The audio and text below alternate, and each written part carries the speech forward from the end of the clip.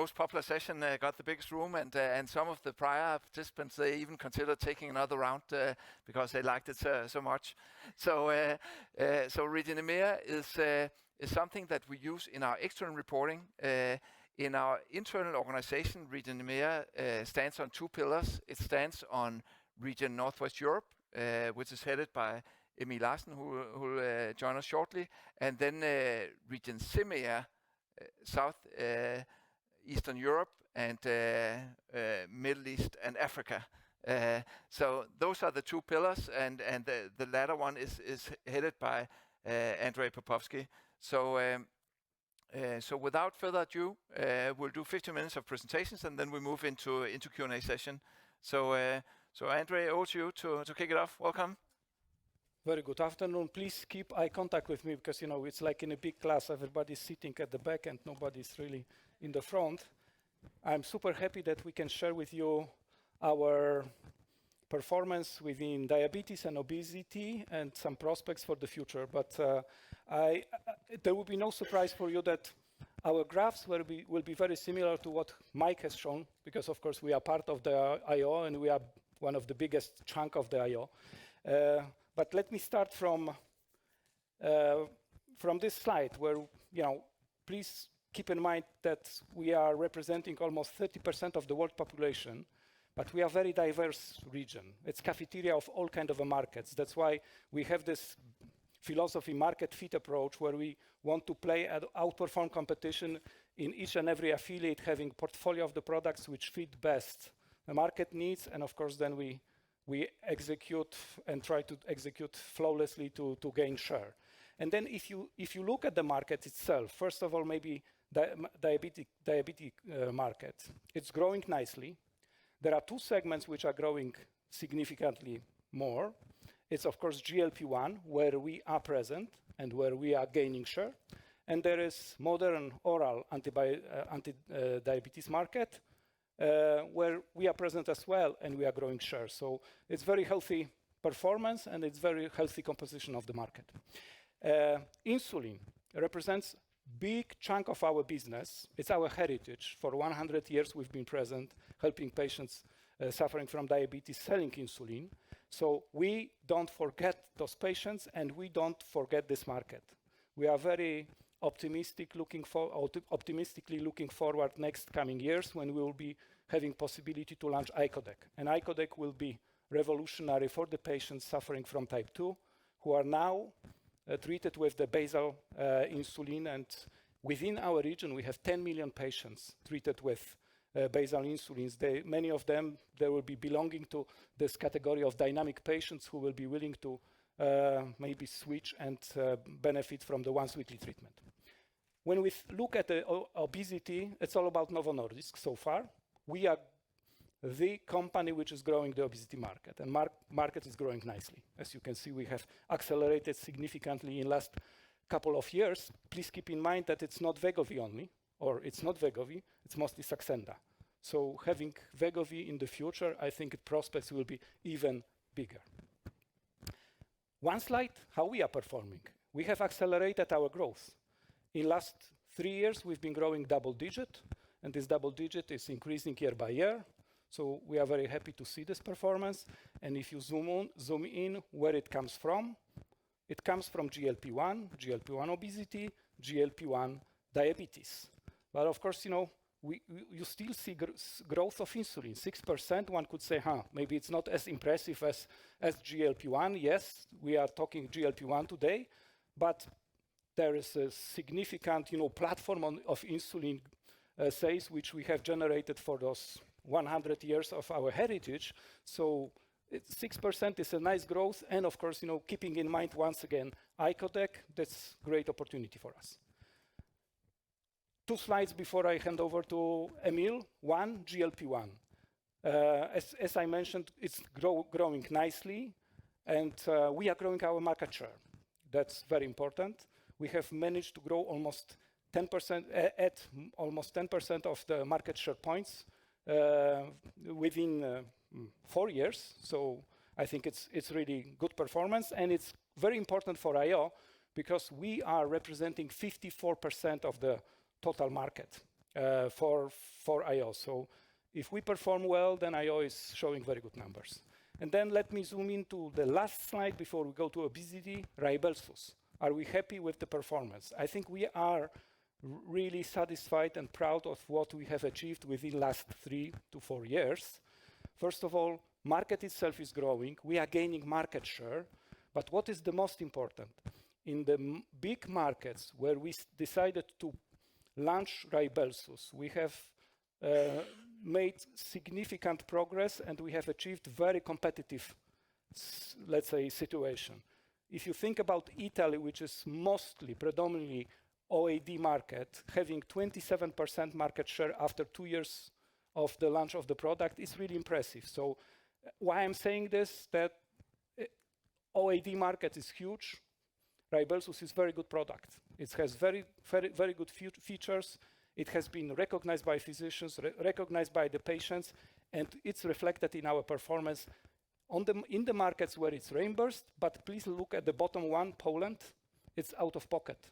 16% market share we have achieved without reimbursement because the features of the product are really promising for the patients.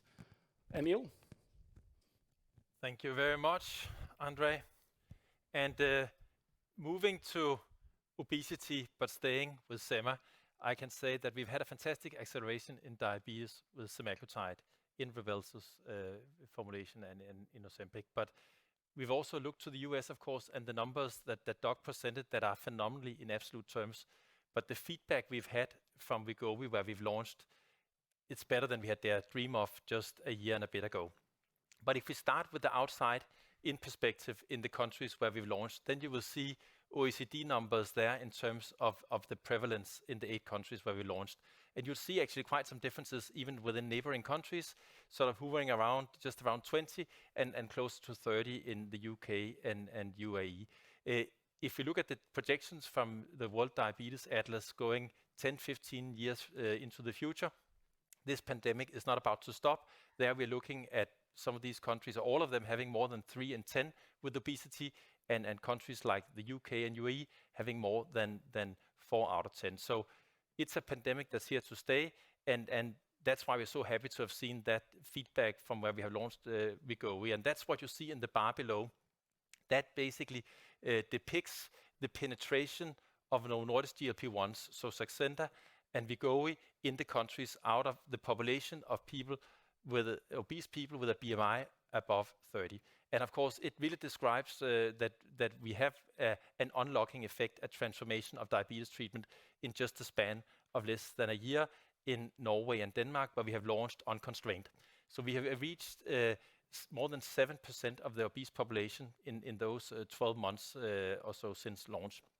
We also have areas, as Mike described, here north of Copenhagen, where if you meet people on the street, 12 or 13% of all people with obesity would actually be on our product. And even in less affluent areas, you would be at the 4-5% mark in a country like Denmark. So it's been transformative. We did well with Saxenda, steep growth, but this is a different ballgame we have with Wegovy, and we'll talk more about that.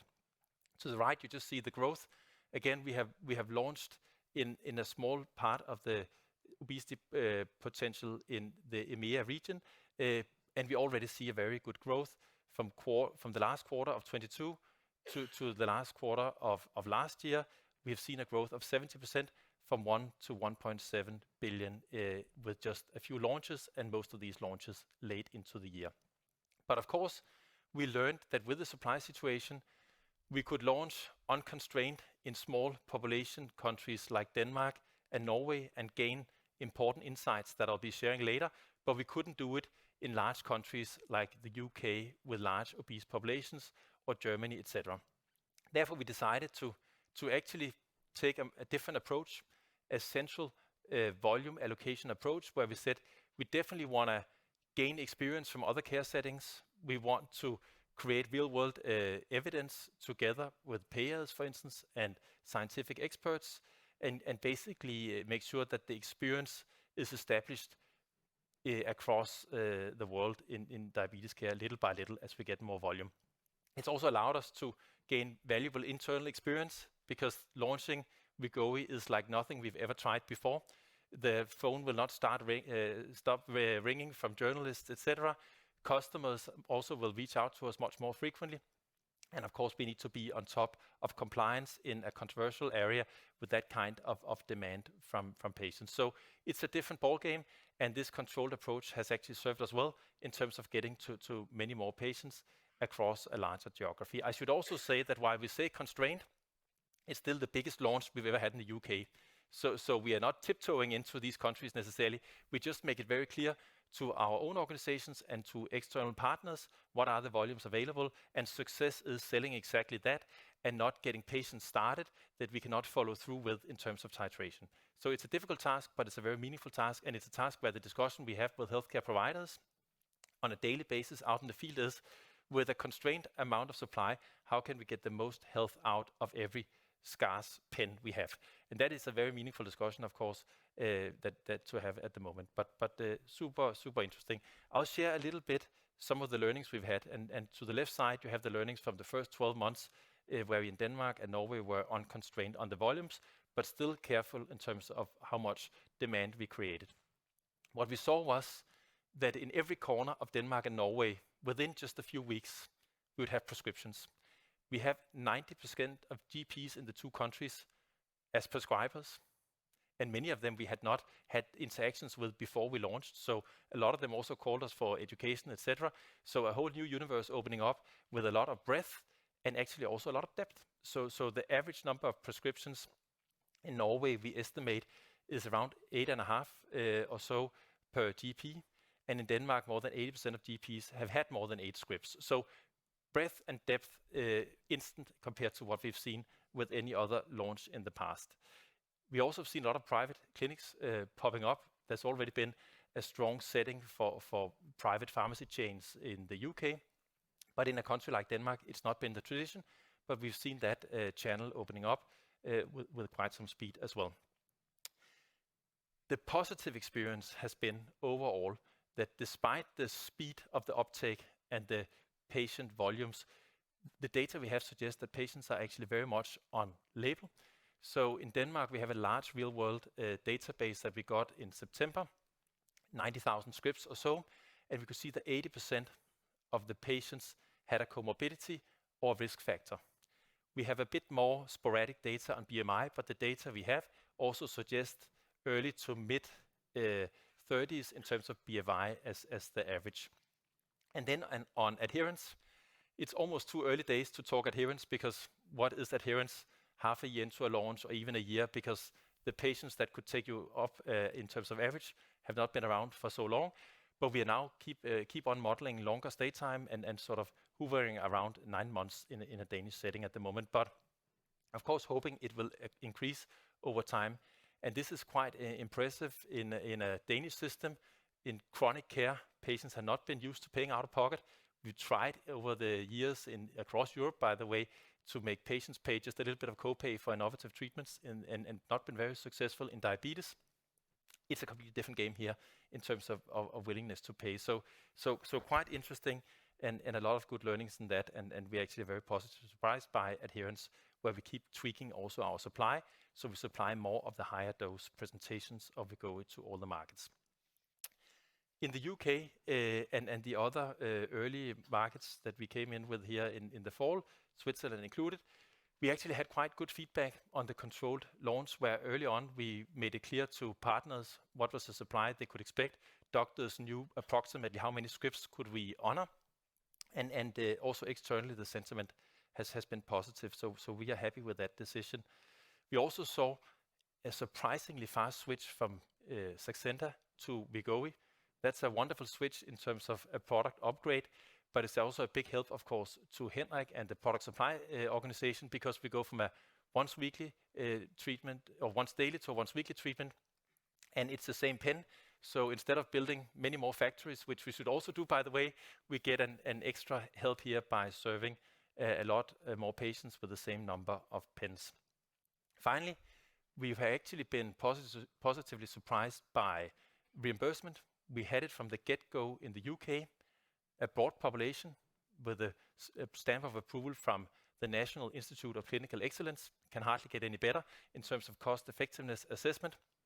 And the limiting factor basically being the care setting, being specialist clinics in hospitals. So we had that from the start, and only a few months into the Swiss launch, we launched in November. We just here by 1st of March secured quite broad reimbursement, as Mike showed, BMI of 28 with a comorbidity or above 35. And again, the limiting factor is the specialist setting, where probably we can see around a capacity of 50,000 patients a year or so in Switzerland. So good experience so far. We're not stopping there. We're having reimbursement discussions across, and maybe we can touch upon that in the Q&A. So overall, in diabetes, we have a lot of momentum in GLP-1 in the EMEA region. There's a lot more to go for also there. And you could say with obesity, we had a good early experience with Saxenda, but we haven't seen anything yet, really. We're just touching the tip of the iceberg, but the tip looks very, very promising. So with that, let's move to the Q&A, and I think you will guide that, Carsten. Yeah, thanks, Emil. And so now we're moving into Q&A. 15 minutes. This is a good opportunity to get some real feel for what's cooking on Wegovy in Northwest Europe. But don't forget the Andre's slide on obesity and the market in some of the less developed markets in Middle East and Africa. So yeah, we go here. Emily? Hi, Emily Field from Barclays. Just a question on stay time. So I think you said in Denmark it's 9 months. So given that it's an unconstrained supply environment, what are the primary reasons for patient discontinuation? And do you expect that 9 months to grow over time? Yeah, so we don't, right now we don't yet know exactly why people stop. I mean, we could have, of course, we have some early onsets. We've always had in GLP-1 treatment, side effects. Not everyone tolerate. And we have also had anecdotal, of course, issues around cost. So that's part of it. The 9 months we do hope will increase over time. We have a little bit had a small part of the patients with the private insurance that ended towards the end of the year. So we'll get some sense of what does that mean in terms of price sensitivity in the coming weeks and months. But it's a bit too early to speak to. Yeah. Mark? Thank you. It's Mark Purcell from Morgan Stanley. Could you sort of help us understand the mix you expect between the out-of-pocket and the reimbursed markets? Obviously, Saxenda is a yardstick, but it's only 18 countries, I think, and it didn't have the SELECT data in it. So the balance between reimbursed might obviously be higher. And then what's the sort of price delta we should think about as well? I think it's over $200 out of pocket, but we can see the price of GLP-1s in UK database, for example, and it's significantly lower than that. So it'd just be helpful to understand mix between the two channels and price deltas between the two channels, please. Yeah, so perhaps if both Emil and Andre, you covered. Yeah, across the lion's share of growth by far will come from out-of-pocket because the willingness is so overwhelming to pay at the current price point. And we have only started in a small corner from a population perspective of this vast region. So even if we are very, very successful with reimbursement, it's very hard, I think, for the foreseeable future in relative terms to compete with that willingness to pay in the out-of-pocket market. I think it will be the same situation in EMEA. My part of the world, when we will get Wegovy, most of the sales will come from the out-of-pocket. And of course, we have this ambition as a company that wherever we launch, we would like to secure around 10% of the patients who will be getting product reimbursed with this special reimbursement system established, thanks to Novo Nordisk effort and governmental willingness. Because we would like to make sure that even in the places where we launch and patients can pay, those who really cannot afford, and they have comorbidities and certain, life situation, they get help and will be able to treat this disease. Thanks, Andre. And Mark, I heard a second question. Yeah, was it price differential between diabetes and obesity, GLP-1? So what was your second question? Sorry, Carsten, yeah, it was exactly that. I mean, I think you answered the question that most of it's going to be out of pocket. Yeah. But I think there's some reasonably big price differentials when we sort of try and think about a typical UK price discount, it looks like out of pocket might be, twice as high as the price net you get from government channels. Yeah. First and foremost, UK, in out-of-pocket setting across most countries, there's free pricing from our side. In the UK, there's also free pricing for the private pharmacy chains that drive a lot of the sales. So of course, their pricing is also very dependent on supply. So in a current situation, their margins are going up. They also provide a lot of services. They lift a big part of the healthcare provision burden and do it quite well and professionally. But we do foresee that the prices will go down as supply increases at the customer level. On the differential between, and maybe our willingness, of course, in the public channel, you could say, I think Doug mentioned that we're always open to talk, but of course, in the supply situation, there's a limit to the flexibility. The attractiveness of reimbursement is, of course, that the stay time is likely to go up. They will have more patients on the higher doses, which then maybe leaves room for some flexibility because it's a higher price per pen given the higher dose average. Mm-hmm. So our starting point is, as we presented earlier, is it's really important for us to establish obesity as a serious chronic progressive disease. And part of that is also to work with governments to get it into local treatment algorithms, local reimbursements, government health specialties and clinics and so on. And part of that is to make certain contracts for that specific population. And I think by doing so, we really establish our brands, our products in the appropriate way in society. So that's the balancing factor we're doing. Mm-hmm. Richard? Hi, Richard Vosser from JP Morgan. Maybe you could talk about in the UK, of course, the NYSE has a stay time of 2 years and then you stop treatment. Post-select, maybe you could talk about the conversations you're having to try and lift that time limit in the UK and other markets in EMEA.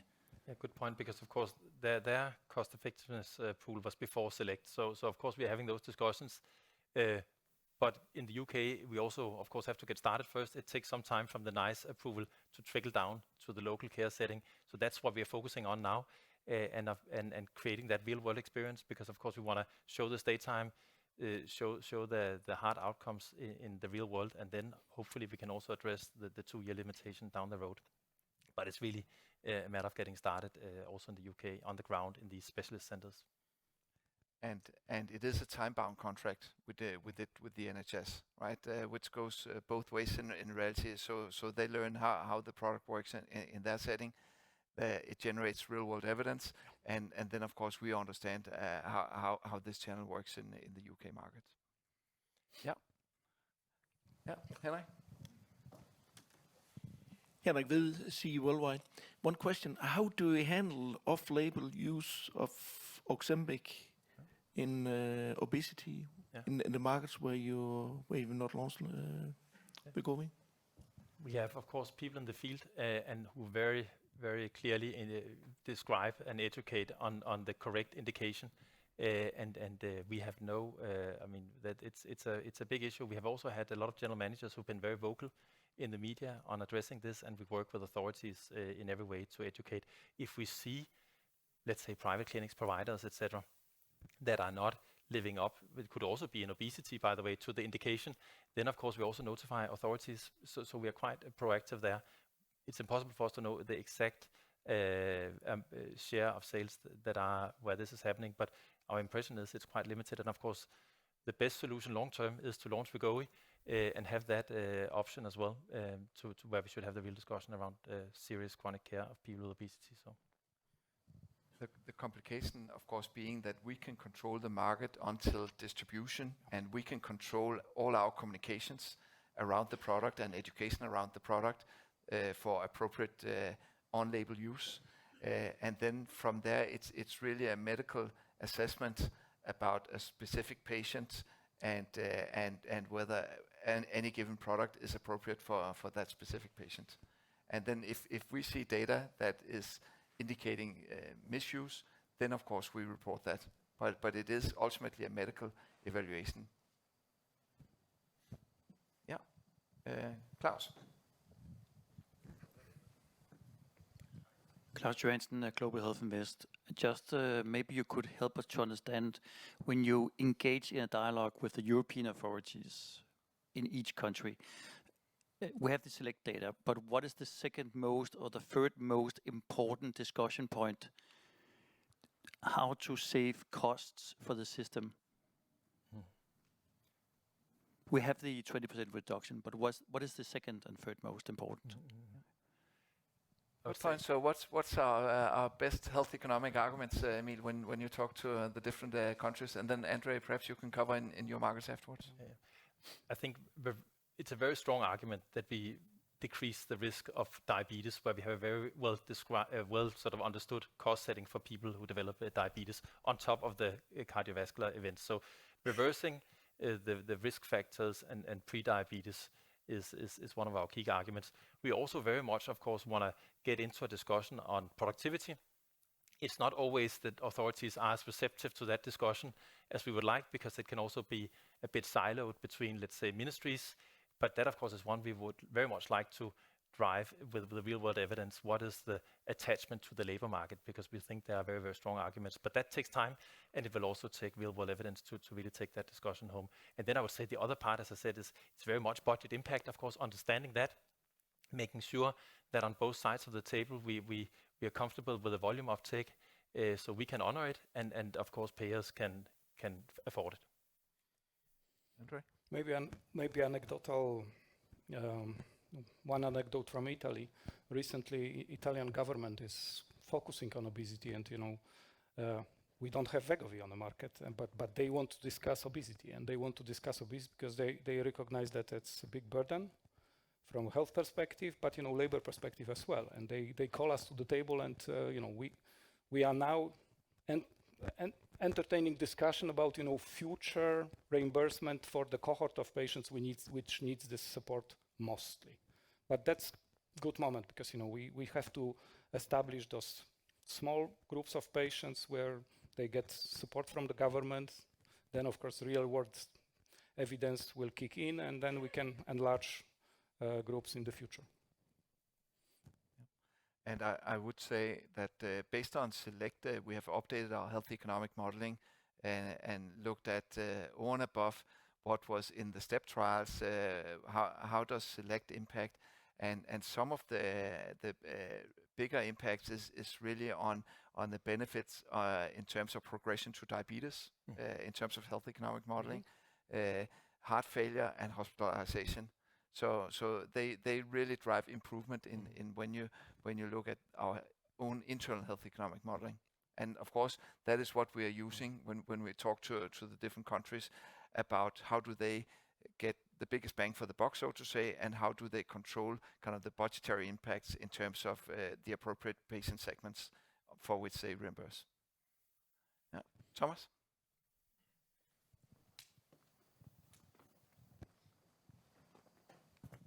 Thank you. Thomas Bauer from Danske. Well, actually, just to follow up on the health economics. So will you potentially be looking into actually sharing some of the financial risks with governments in order to secure coverage on the longer term? Yeah. So first of all, we are open to many models in this respect, but it takes two to dance, so to say, in that context and find a meaningful model. So right now, I know Emil and Angie, you've had some real world experiences in terms of how it works on the other side also. So what works in practice? Yeah, but that is exactly, of course, what we have looked at. We've also done it in the past with Saxenta with some sort of volume, relatively simple, but volume risk sharing agreements. And of course, it's the size of the volume, it's the thresholds before you potential discount, and of course, it's comparator you discount to that we are debating. But it requires that we can be comfortable with that, of course, and we can see the stay time go up as part of the model, so there should be a good care setting, as we discussed. And it, of course, also requires that authorities could give us some comfort on how many patients would go into that setting that we're discussing. So it's sort of a mutual risk balancing, but it will be one of the tools going forward, no doubt, in these discussions.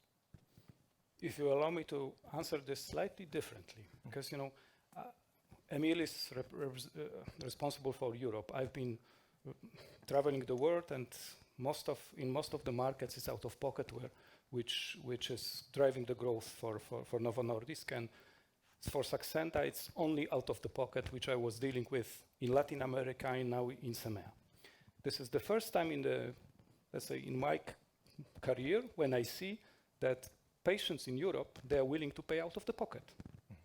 And I think that's a very important factor we should not forget, that the growth of the obesity business will be immense, and there will be more and more patients who are willing to address this disease. If there will be no reimbursement, they will be paying this from the pocket. The way we work with the governments is, I think it's our responsibility to find the right patients groups who really deserve this treatment and cannot afford, and then they should get support. But I think we should not really focus only on reimbursement, because I see your questions, it's reimbursement, how you play with the select. I mean, we will do it, but please remember this humongous army of patients who are really waiting for the opportunity to have product and together with physicians address their disease. That was a really nice way to end. Thank you, Anjay. Thank you, Emil. This concludes the EMEA breakout session. So now I think we all deserve a break. So thank you for listening in. You got the biggest room. So the most popular session got the biggest room, and some of the prior participants, they even considered taking another round because they